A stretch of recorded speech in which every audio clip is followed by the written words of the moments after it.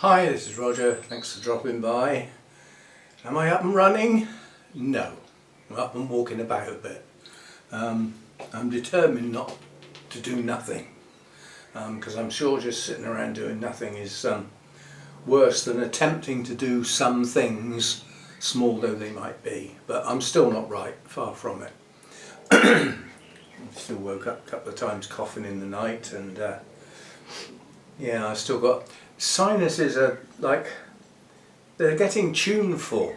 They're like playing a note every now and again. It's like wheezing, except for that's a chesty thing, I believe.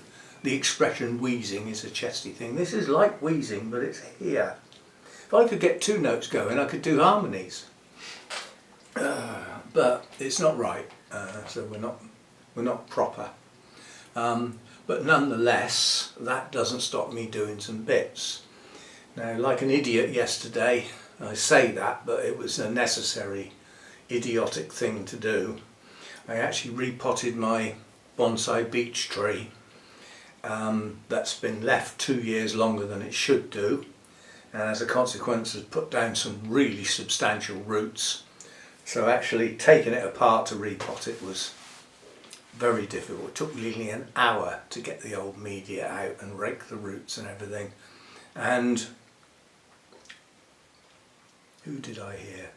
Insa, I think it was, had also done some bonsai stuff. He'd ruined his back by working on a bench that was too low. Well, my bench is a reasonable height. It is a workbench height, but nonetheless you're leaning over, and you know that's not a nice straight upright position, is it? So yeah, today we got backache. Now when I do something stupid that's going to affect my back, I expect to get backache. You know, why should I get away with it? It's expected. But that will be gone. You know, that's not a big deal. That will probably be gone either later today or by tomorrow. So I put up with it. But the beech tree was waiting its repot for the leaves to break, for the buds to break green, which is the right time, because that means all the sap's moved up and as in the tree rather than down at the base of the tree. And at that point the roots aren't actually doing much.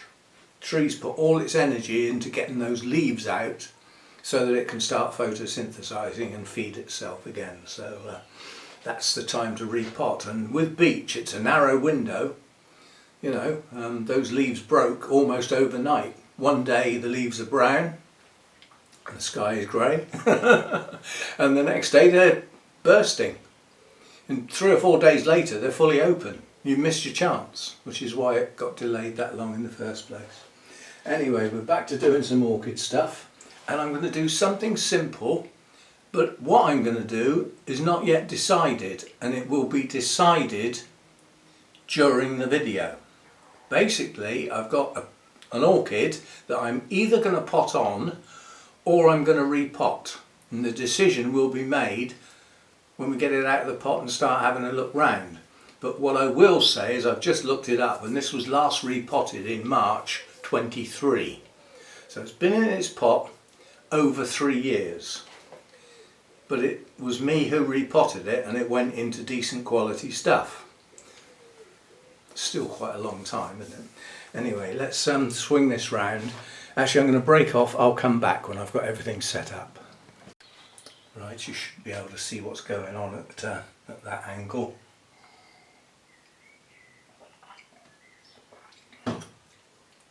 Right, so we're going to have a go at my Paphiopedilum blackjack.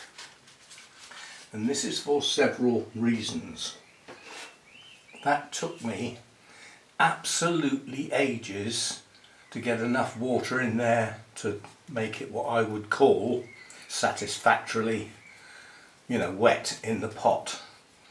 I'm just having a look because there's spots on these leaves.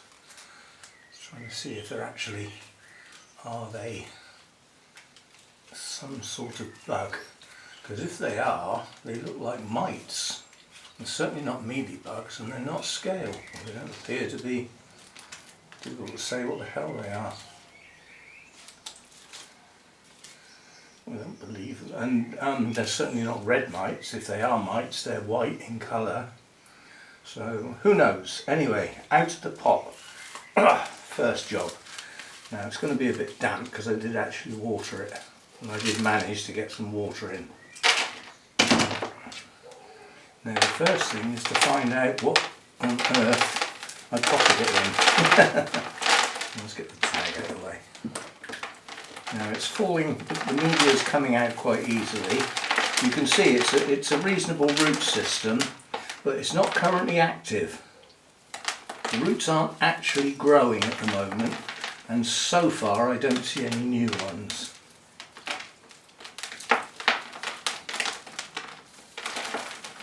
So we are repotting, not potting on.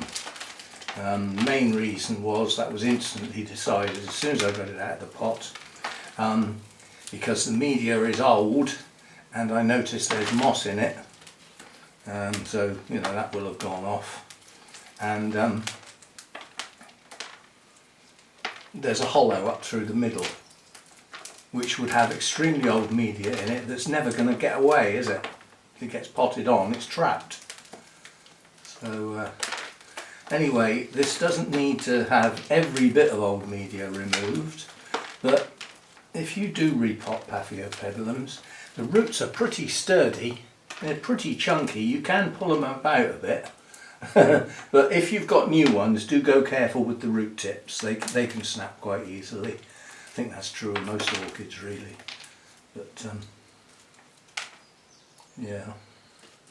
So what we've got to do now is try and look out for roots that are not up to much. Like this. If they break off and they're crumbly like that, then they're of no use. There's a broken one there.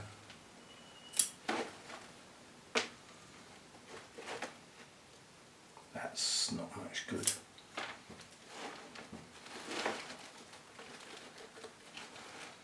What was that? If I can see where it's coming from.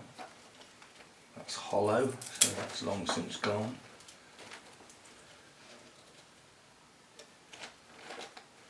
The newer roots will look, show you the difference. Old roots look a bit bare, a bit sort of like this. Where's the camera? Like that. Newer roots have got hairy bits on them.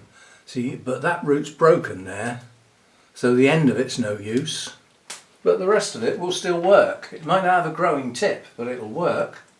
Still a viable root. So it's just a matter of trying to sort out what's really old and tired and of no use. These ones around the top circle are not very good.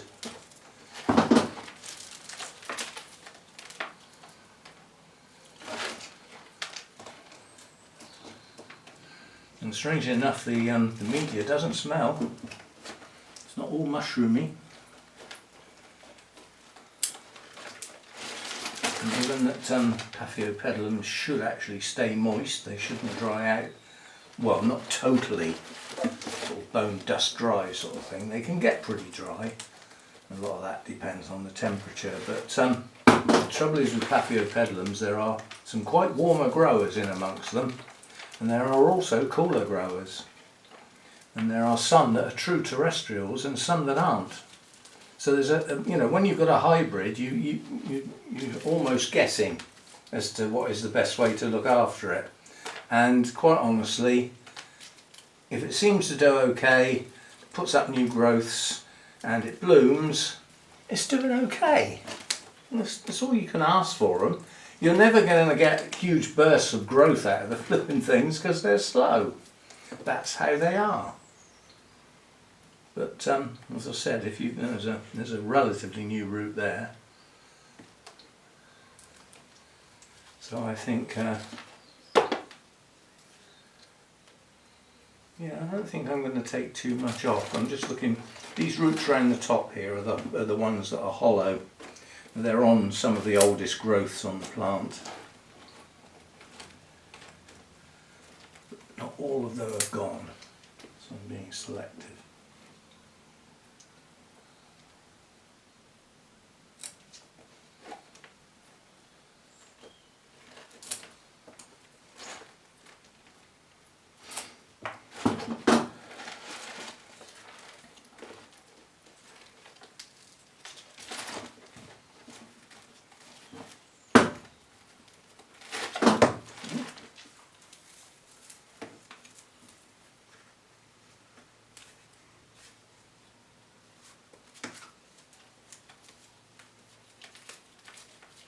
So this was obviously bark, perlite and moss. Well, it certainly won't be getting any moss now. Yeah, any media that sticks to a root, if a root's attached, leave it, because you'll tear all the hairs and the structure off of the root by trying to tear it off. Right, well I haven't got loads of dead leaves to take off.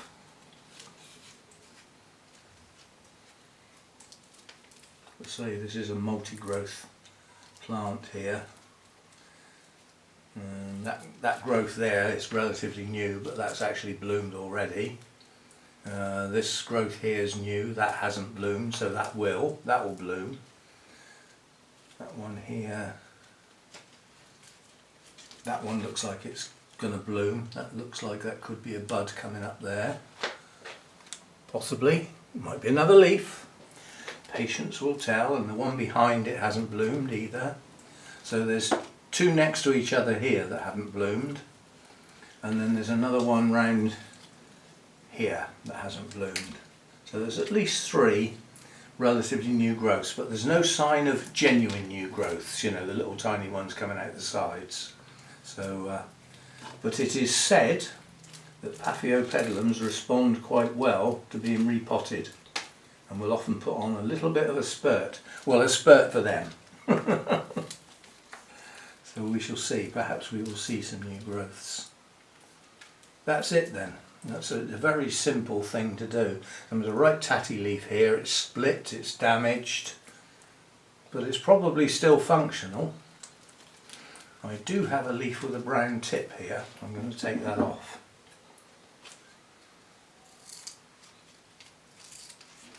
I don't like leaves that are not like the others, if you see what I mean, simply because if they're not like the others, then there's something wrong with them, you know, and if there's something wrong with it, perhaps it's better gone. Right, that's not a bad plant. Had this one a long time. This was bought on a whim on a trip to Burnham's. When, you know, when I go to Burnham's I have to buy something, I feel obliged to keep the nursery going and do my bit. And I hadn't found anything I fancied, and I saw this in flower and I thought, I'll blow it, I'll try a Paphiopedilum. Because oh, now look at that.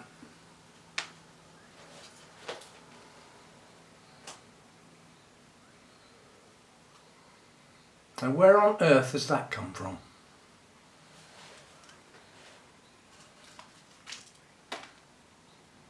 It can't have been living on the pot. Not living at all now. Right, so pot's not big enough, so we use our pot. I haven't had a slug that big in the grow room for a very long time, but and to think where that was as well, it's on a standalone pot with its own drip tray. So I wonder where it came from. It's not near any new plants, so there's no new plants it could have come in on. It could have come in yesterday and escaped, because when I was doing the bonsai tree and, well, the bonsai pot, the media was full of wildlife. There were slugs, all sorts, including 3 absolutely giant spiders, one of which shot across the floor, and I had to chase it. It was so big you could hear it walking. The big things.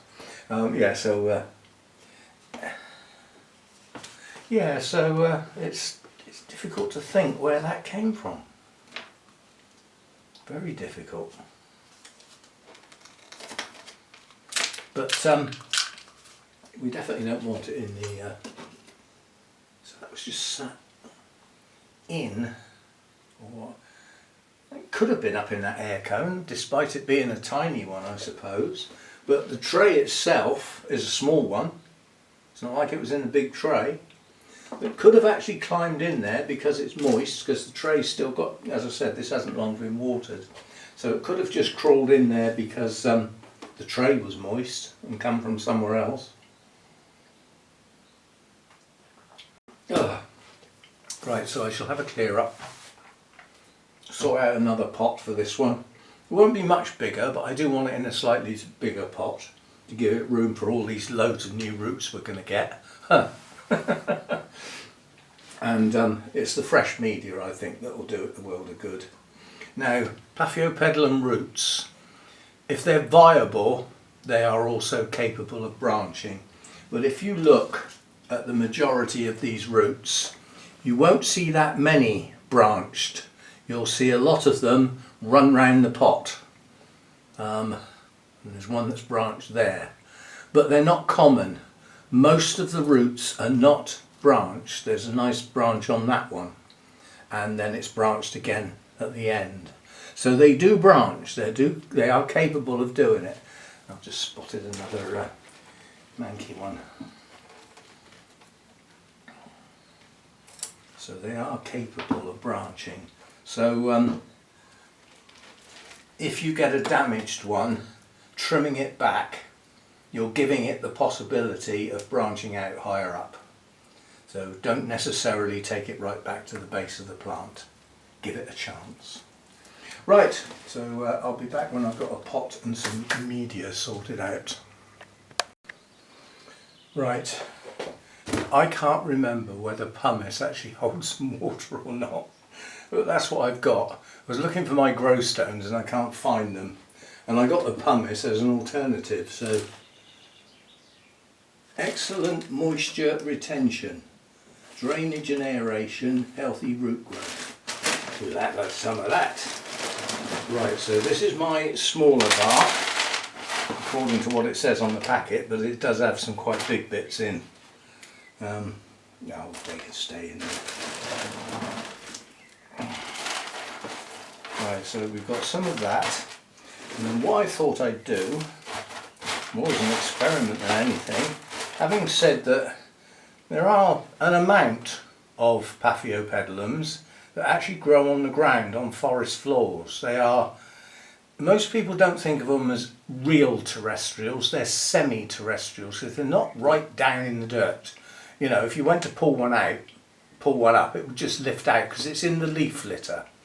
But nonetheless, I thought I'd put a bit of my seedling bark in and turn it into sort of a semi-terrestrial mix. It just adds some fine bark in there, which also holds a bit more moisture. And then we'll chuck some of our pumice in. Excellent moisture retention, it says on the bag, which is what I'm after, because the bark, when the bark's new for quite a while, probably 2 months, you've got a job to break the surface of the bark to actually get it to start absorbing something. So you pour your water in to water your plant, it comes straight out the bottom, and not a lot stays behind. And you can get your plants a bit dehydrated during those first periods after you've repotted.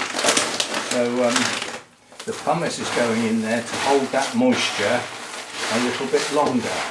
And then as the bark ages and starts to hold the moisture, you just reduce the frequency of your watering. It's not rocket science. Why are you watering your orchid? If the answer isn't because it needs some, then don't do it. Right, so we'll chuck some in the bottom. That's the only trouble with the pumice, it's got like a greasy dust on it. It's a contradiction in terms because it is dusty, but it's greasy dust. Very strange sort of thing. And then we'll sit our plant in, and that hole down the middle that all of that media came out, I can see it from here. So we can get that filled up straight away.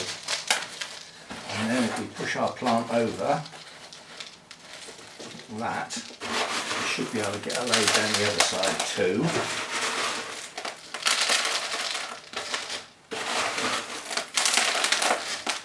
And you can actually press down a bit with Paphiopedilum roots.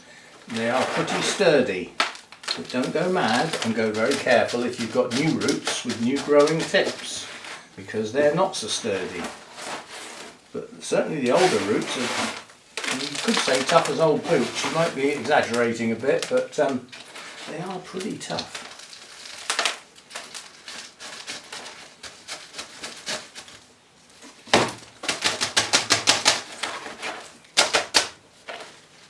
are we doing? That's good. I still like to be able to see some roots. You know, they don't have to be all good roots or anything. It's just nice to be able to see some. It's also nice when you suddenly see your first new root after a repot, because whether you can account for it or not, roots head for the side of the pot. Now, quite honestly, that's a sort of misdemeanor. Is that the right word? Misconception. They don't head for the side of the pot. They head away from the centre of the plant. They move outwards to get away from here, because this is a form of shelter and it can stop rain falling on that immediate part below the plant. Yeah?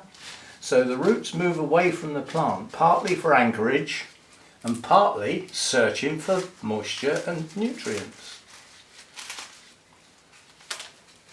Right, that will do. Not a lot left over. That are good.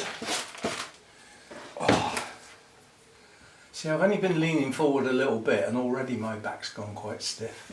Oh, it's getting old, it's getting on my nerves. So what we will do now is, in our newfound, I'm not putting videos up every day. We did Sunday. We're now doing Tuesday. Coming up is Everything in Bloom on the 8th. What is it today? The 5th, Tuesday, Wednesday, Thursday. So Friday's video is Everything in Bloom on the 8th. Either tomorrow, Wednesday or Thursday will be the 4th plant final update of the Project Orchids. So that's the next 2 videos planned. Saturday's Orchid Society, so that's a day off, no video. And then we're back to Sunday again. So that's this week planned. Oh goody.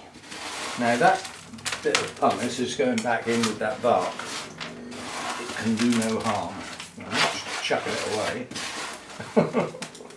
I don't mind the dust going up in the hoover when I clean the tray out, but not that. Now over here we have some very mild feed, which I was using for a small watering run earlier. So that will do. And we'll give it a good soak. And it will be a good soak, because although that plant hadn't long been watered, not many of the roots were actually wet. And we've now got dry bark on them. So by giving it a good soak, we wash the dust off the bark and off the white stuff. What it's called already? Pumice. Come on, brain. Well, I don't mind body parts deactivating. I can cope with that and work around it. But we don't want the brain deactivating, do we?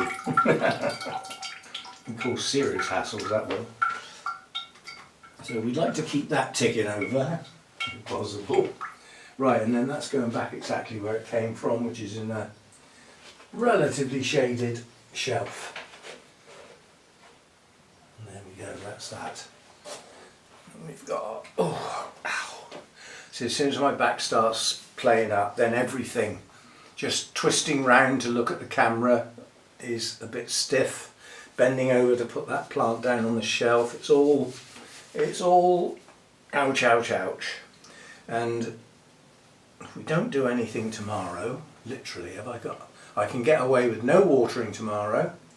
I did the mounts that needed it today. There's 3 that need watering every day, 3/4, and the others can have a 2 or 3 day gap. And they take 10 minutes, they're not a big deal. And there's no bending because they're all up high on racks. So they're easy enough. But I did the Phalaenopsis today out in the kitchen.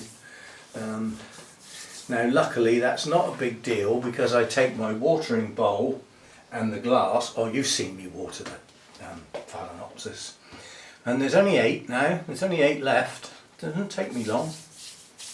Mix up any feed out here before I take it through, and then just water them and bring what's left out here. And that's what we've just used, is what's left. So watered down a bit. Right, so yeah, I think we will take a genuine day off tomorrow, and yeah, I have got a chore to do. I've got to go and get something. I've got to go and buy something for the Orchid Society. I sort of said I would do it, but I was just sort of thinking, well, if I don't, who will? It's one of those again. So it means I've got to go out. And I'm looking at, what do I do? If I go into town, into Christchurch, I can get the bus. I don't have to get the car out and use up my fuel. Go for free. And I've only got to walk to the end of the road. You know, it's literally probably 100 metres, if that. And then again at the other end, back again, and then a small amount of walking up the high street from the bus stop to where the shop is. So we might get the bus in. Now there's a beauty this time of year of going to the high street. They have an ice cream shop in the square that has all the tubs with sort of 48 flavours or some stupid amount of flavours, some of which you look at and say, well, I'm not eating that. But some of them are scrumptious. And last time I went there and I thought, I'm going to have an ice cream. And it wasn't that cheap, but then I thought it's a treat. And I don't come into town often anymore. I used to have to go in to do the banking, but I don't anymore. And anyway, I walked over and had to sit in the sun and ate my ice cream. And then I had to look in a couple of shop windows and I said to myself, do you know what, I'm going to have another one. I had another ice cream. So not only weren't they cheap, two were a lot more expensive. And we might do that tomorrow. Depends on the weather really, you know. The wind's turned again. We've gone round from quite mild, warmish weather with a fair bit of sunshine. We've twisted it round again. It's coming from the east, coming off the North Sea. Which means we might, if we're lucky, get a few showers, but it's turned cooler. But at the moment tonight is supposed to be cloudy down south and clear up through the Midlands and up into the north, so they get the frost. We don't. We like that. Because if I don't get a frost, if I don't get the cold night here, then this thing down here called a heater doesn't kick on so often and doesn't use up all my electricity. Anyway, that'll do. There's a lot of waffling going on in this one. I used to call it dragging it out. Now I just waffle, and when I've done talking, that's the end of the video. You like it or lump it. Anyway, thanks for dropping by. Thanks for your support and everything. And don't forget your old thumbs up. Might not seem much, but it does make a difference. And don't forget your hypes. It's a new week. You've got 3 shiny new ones if you haven't already used them. I've used my 6. Oh, why have you got 6? Because I've got 2 channels. So I get 3 per channel. But don't forget to use those on your favourite channel or a specific video or set of videos that you like. Don't waste them. It's the first thing YouTube's done for smaller channels ever, I think. And it's free, yay! So I will see you in the next one, which, what did I say it was going to be? It's going to be the 4th plant final video of the Project Orchids. It would be quite an interesting one because it's a new genus, that plant, and it did get chopped and changed. It wasn't just sort of like sat in one pot throughout the year. And it even gathered some friends along the way. So there's that one to do, and then we'll do everything in bud, spike or bloom on the 8th. And I'll see you in the next one. Thanks for dropping by.